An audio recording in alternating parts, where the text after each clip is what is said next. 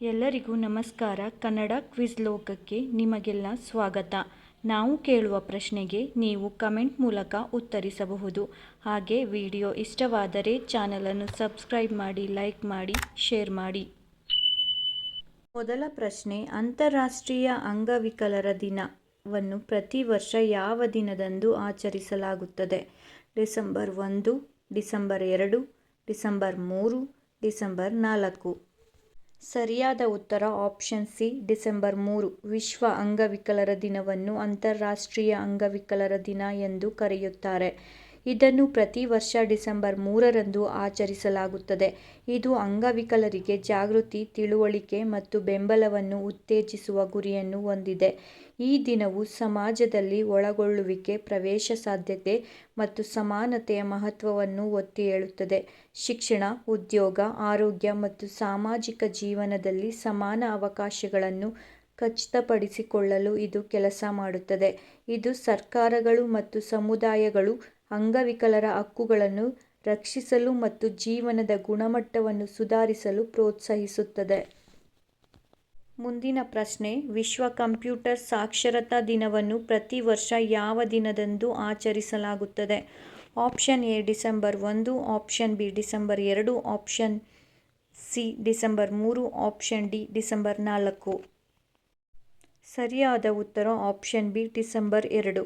Digital ಶಿಕ್ಷಣ ಮತ್ತು computer ಜಾಗೃತಿಯನ್ನು ಉತ್ತೇಜಿಸಲು ಪ್ರತಿ ವರ್ಷ ಡಿಸೆಂಬರ್ 2ರಂದು ವಿಶ್ವ ಕಂಪ್ಯೂಟರ್ ಸಾಕ್ಷರತಾ ದಿನವನ್ನು ಆಚರಿಸಲಾಗುತ್ತದೆ. ಸಾಮಾಜಿಕ ಮತ್ತು ಆರ್ಥಿಕ ಬೆಳವಣಿಗೆಗೆ ಕಂಪ್ಯೂಟರ್ ಕೌಶಲ್ಯಗಳಿಗೆ ಸಮಾನ ಪ್ರವೇಶವನ್ನು ಖಚಿತಪಡಿಸಿಕೊಳ್ಳುವುದು ಇದರ ಗುರಿಯಾಗಿದೆ.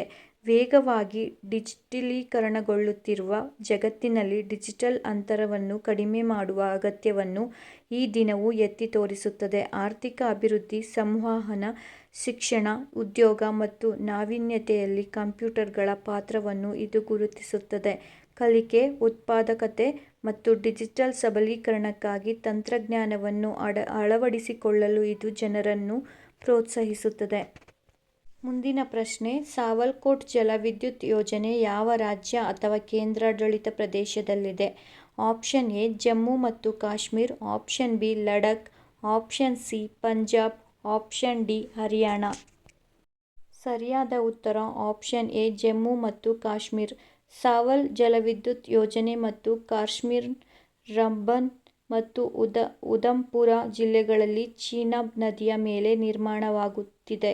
ಇದರ ಸಾಮರ್ಥ್ಯ 1865 ಮೆಗಾವ್ಯಾಟ್ ಆಗಿದ್ದು, ಈ ಯೋಜನೆ ಶೀತಕಾಲದಲ್ಲಿ ವಿದ್ಯುತ್ ಕೊರತೆಯನ್ನು ಕಡಿಮೆ ಮಾಡಲು ಮತ್ತು ವಿದ್ಯುತ್ ಪ್ರದೇಶದಲ್ಲಿ ಲಭ್ಯತೆಗಾಗಿ ಸಹಾಯ ಮಾಡುತ್ತದೆ. ಇದು ಭಾರತ ಸರ್ಕಾರದ ಮಹತ್ವದ ಜಲವಿದ್ಯುತ್ ಯೋಜನೆಯಾಗಿದೆ.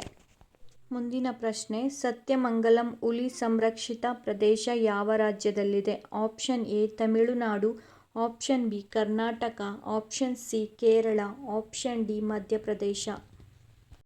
ಸರಿಯಾದ ಉತ್ತರ ಆಪ್ಷನ್ ಎ ತಮಿಳುನಾಡು.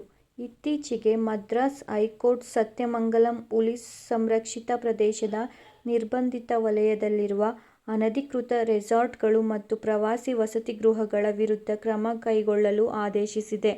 ಈ ಸಂರಕ್ಷಿತ ಪ್ರದೇಶ ತಮಿಳುನಾಡಿನ ಈರೋಡ್ ಜಿಲ್ಲೆಯಲ್ಲಿದೆ.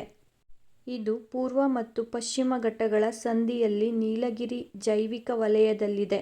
ಇದರ ವಿಸ್ತೀರ್ಣ ಸುಮಾರು 1400 ಚದರ ಕಿಲೋಮೀಟರ್ ಆಗಿದೆ. ಈ ಮಾಹಿತಿಯು ನಿಮಗೆ ಉಪಯುಕ್ತ ಎನಿಸಿದರೆ ನಿಮ್ಮ ಜ್ಞಾನವನ್ನು ಹೆಚ್ಚಿಸಿಕೊಳ್ಳಲು ನಮ್ಮ ಚಾನಲನ್ನು ಸಬ್ಸ್ಕ್ರೈಬ್ ಮಾಡಿ. ಹಾಗೆ ವಿಡಿಯೋ ಲೈಕ್ ಮಾಡಿ, ಶೇರ್ ಮಾಡಿ. Thank you.